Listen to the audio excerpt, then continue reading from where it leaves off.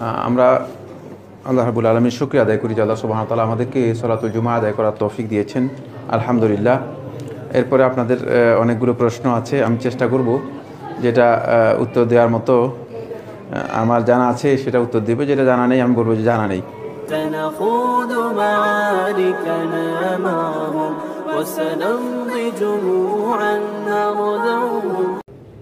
মাজারে মানত করা কোন ধরনের শিরক, শিরকে আকবর কিনা? আপনাদের এখানে এই প্রশ্ন করছে না বাইরে থেকে আসছে প্রশ্ন? আমার তো মনে হচ্ছে এখান থেকে এই ধরনের প্রশ্ন আসার কোন মাজারের মধ্যে মানত করা শিরকে আকবর ইয়াখরুজু বিহি মিনাদ-দ্বীন, এর থেকে এই কাজের মাধ্যমে দিন থেকে বেরিয়ে যাবে, এই কাজের মাধ্যমে দিন থেকে কি হয়ে যাবে? পরিপূর্ণ বেরিয়ে যাবে, ইসলামের সাথেই তার সম্পর্ক থাকবে না, এটা শিরকে আকবর।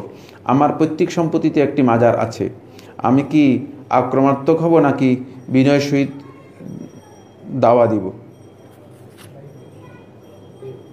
আপনি কঠিন প্রশ্ন করেছেন, আপনি কঠিন প্রশ্ন করেছেন। আপনি আস্তে আস্তে করে মানে এই মাজার কিভাবে মানে পরিপূর্ণরূপে বন্ধ করা যায় সেই প্রসেসে যাবেন, সেটা আপনাকেই বের করতে হবে, এর পলিসি আপনাকেই বের করতে হবে, আমাকে বের করে দিতে চলবে না। পরিবেশ পরিস্থিতি বুঝে সেভাবে আপনাকে অবশ্যই বের করতে হবে। তবে কোনো সন্দেহ নেই এই ধরনের মাজার ব্যবসা থেকে অবশ্যই আপনাকে বেরিয়ে আসতে হবে, এবং এটা শিরকের একটা আখড়া, যাতে করে এখান থেকে আপনি নিজেকে মুক্ত করতে পারেন, এর জন্য সর্বোচ্চ চেষ্টা করবেন, সর্বোচ্চ চেষ্টা করবেন। তবে মানে আক্রমণাত্মক বলতে কী বোঝায়? আক্রমণাত্মক কোনো কাজই ইসলামে বৈধ নয়। ইসলাম আক্রমণ করে কোনো কিছু করেনি, এটা আপনারা জানেন কি? আক্রমণ করে কোথাও কিছু করেছে কিনা? নবী সাল্লাল্লাহু আলাইহি ওয়াসাল্লাম এই কাজ করেননি। আপনি তো তাকে বুঝাতে হবে, যদি আক্রমণ করে আপনি করেন তাহলে তো আপনি সেখানে বুঝাতে পারবেন না, বরং হতে পারে যে আপনি শেষ পর্যন্ত এখান থেকে কী হবেন? আউট হয়ে যাবেন। এই জন্য আপনি লোকদেরকে বোঝানোর চেষ্টা করুন, লোকদেরকে বুঝিয়ে যে এই কাজগুলো শিরক, এগুলো থেকে আমাদেরকে বেরিয়ে আসতে হবে, এই জন্য সর্বোচ্চ চেষ্টা করুন। ফজরের সুন্নাত নামাজ বাসায় পড়ে মসজিদে যাওয়ার পর 15-10 মিনিট সময় থাকলে তাহিয়াতুল মসজিদের নামাজ পড়া যাবে কিনা? অনুরূপভাবে মাগরিবের সময় 5-10 মিনিট আগে আসলে মসজিদে গেলে তাহিয়াতুল মসজিদ নামাজ পড়া যাবে কিনা? ধন্যবাদ। হ্যাঁ, ফজরের সালাত যদি সুন্নত আপনি বাসায় পড়েন, বাসায় পড়ার পরে মসজিদে এসেছেন, মসজিদে বসা ততক্ষণ পর্যন্ত এলাও না যতক্ষণ পর্যন্ত 2 রাকাত তাহিয়াতুল মসজিদ পড়বেন না। এটা মাগরিবের সময়ও, এটা এশার সময়ও, ফজরের সময়। রাসূলুল্লাহ সাল্লাল্লাহু আলাইহি ওয়াসাল্লাম মসজিদে বসতেই নিষেধ করে দিয়েছেন, ফালা ইয়াজলিস হাত্তা ইউসাল্লি রাকাতাইন, 2 রাকাত না পড়ে বসতে পারবে না। এই 2 রাকাত নামাজ সুন্নাতে মুআক্কাদা, শুধুমাত্র ইমাম শাওকানি অথবা সানানি রাহমাতুল্লাহ আলাইহি এটাকে ওয়াজিব বলার জন্য চেষ্টা করেছেন। জুমহুর আহলুত তাহকিক মুহাদ্দিসিনদের কাছে এই সালাত হচ্ছে সুন্নাতে মুআক্কাদা। কিন্তু সুন্নাতে মুআক্কাদা যদি কেউ ইচ্ছাকৃতভাবে তরক করে, আমরা বলি এবং ফতোয়া হচ্ছে উলামায়ে কেরামের যে এতে গুনাহ হবে না, কিন্তু এই 2 রাকাত সালাত যদি কেউ তারাক করে তাহলে সে গুনাহগার হবে। বুঝতে পেরেছেন? কারণ রাসূলুল্লাহ সাল্লাল্লাহু আলাইহি ওয়াসাল্লাম নিষেধ করেছেন বসতে, তাহলে সে আল্লাহ রাসূল সাল্লাল্লাহু আলাইহি ওয়াসাল্লামের নিষেধাজ্ঞাকে কী করলেন? লঙ্ঘন, এই জন্য গুনাহগার হবে। পরে রাসূলুল্লাহ সাল্লাল্লাহু আলাইহি ওয়াসাল্লাম কোনোভাবেই এলাও করেননি, কোনোভাবেই এলাও করেননি যে 2 রাকাত তাহিয়াতুল মসজিদ না পড়ে মসজিদে বসতে রাসূলুল্লাহ সাল্লাল্লাহু আলাইহি ওয়াসাল্লাম কোনোভাবেই এলাও করেননি। সুতরাং কেউ যদি মসজিদে আসেন তিনি অবশ্যই 2 রাকাত তাহিয়াতুল মসজিদ পড়ে তারপরে বসবেন, অন্যথায় বসতে পারবেন না। কবর, মাজার ও রওজা কি? এই কবর, মাজার, রওজা এগুলো মানে আমরা পরিবেশ আবিষ্কার করেছি, বেদাত করার জন্য বেদাতের ডাইমেনশন তৈরি করেছি। বুঝতে পেরেছি কিনা? হ্যাঁ, বেদাতের ডাইমেনশন তৈরি করেছি। বেদাতটাকে মানুষের কাছে একটু ডেকোরেটেড করা দরকার। শয়তান রাহমাতুল্লাহ আলাইহি প্রত্যেকটা বেদাতের প্যাকেজ আলাদা আলাদা করেন। বুঝতে পেরেছেন? বেদাতের প্যাকেজ যদি কবর যদি বলেন, তাহলে শয়তান বলতে কবর যাবি কেন? আপনি তো কবর যাবেন না, এই জন্য এটাকে হয়তো রওজা নাম দিবে অথবা মাজার নাম দিবে, নামটা চেঞ্জ করে দিয়েছে।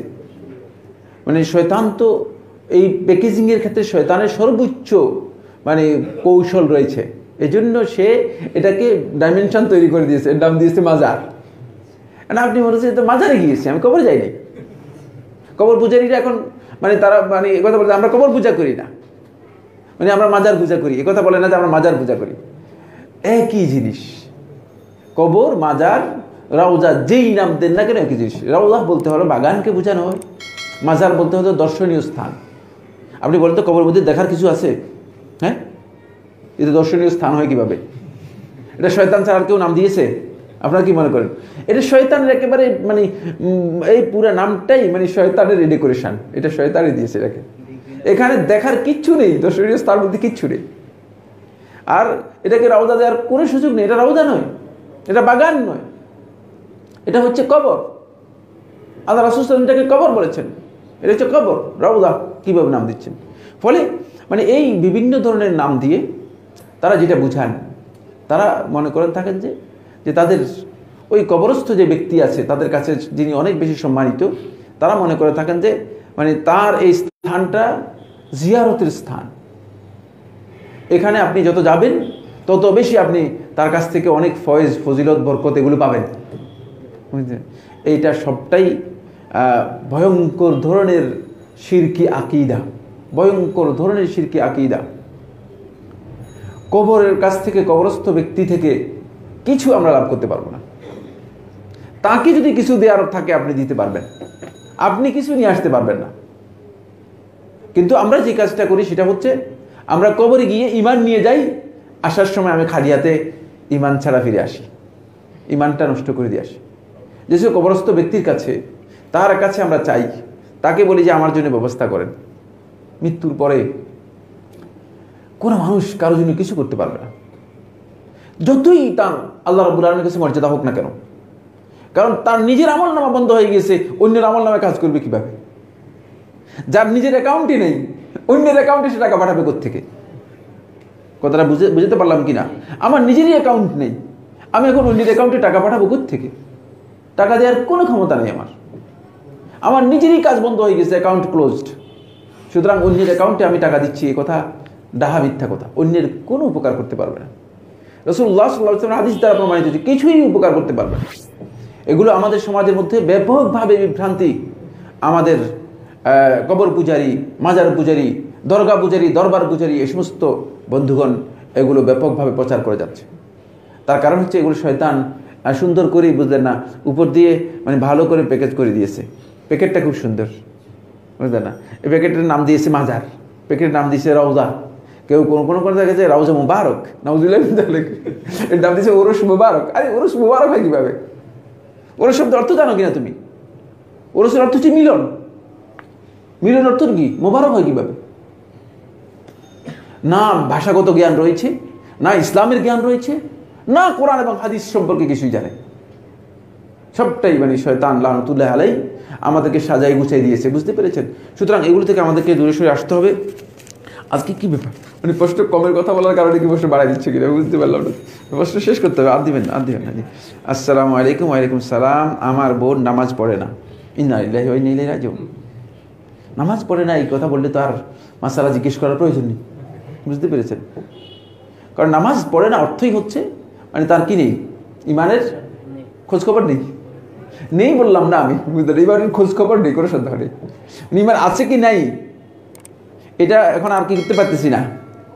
আপনার ব্লাড প্রেশার মেশিন আছে না, রিডিং যদি না আসে তাহলে বুঝতে হবে যে এই লোকের হয়তো প্রেশার একবারেই নেই, অথবা প্রেশার এমন পর্যায়ে চলে গিয়েছে যে মেশিন কি করতে পারতেছে না, রিডিং দিতে পারতেছে না, বুঝতে পেরেছেন?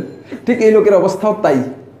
কারণ এর প্রেশার হয়তো শেষ, ইমান একেবারেই শেষ, অথবা এমন মানে চলে গেছে যে মানে দিয়ে তাকে আর কি করা যাবে না, কোনো কিছুই ওজন করা যাবে না। তাকে আমি এবং আমার স্বামী সন্তানরা অনেক বুঝিয়েছি, তবুও নামাজ পড়ে না। তাকে আমি বলেছিলাম সে নামাজ না পড়লে তার সাথে সম্পর্ক রাখবো না, এবং অনেক দিন তার বাড়ি যায়নি। আত্মীয়তার সম্পর্ক ছিন্ন করতে রাসূল সাল্লাল্লাহু আলাইহি ওয়াসাল্লাম নিষেধ করেছেন। এখন আমি কি করব? কোরআন হাদিসের দৃষ্টিতে আমার করণীয় কি জানালে উপকৃত। করণীয় তো খুবই সহজ, তার সাথে শুধুমাত্র সৌজন্যতা রক্ষা করবেন, আর কিছুই তার সাথে চলবে না। সৌজন্যতা কি? সৌজন্যতা হচ্ছে আপনার বোন, মাঝে মধ্যে খোঁজখবর যদি সে টেলিফোন করে, হ্যাঁ ঠিক আছে, কী খবর, ভালো, তোমরা কেমন আছো, ভালো, নামাজ পড়ো, আর কিছুই নেই, আর কোনো দরকার নেই। এই সৌজন্যতা রক্ষা করা জায়েজ। আর বাকি ইসলাম কোনো ধরনের সৌজন্যতা এ ধরনের লোকদের সাথে করার বিধান নেই।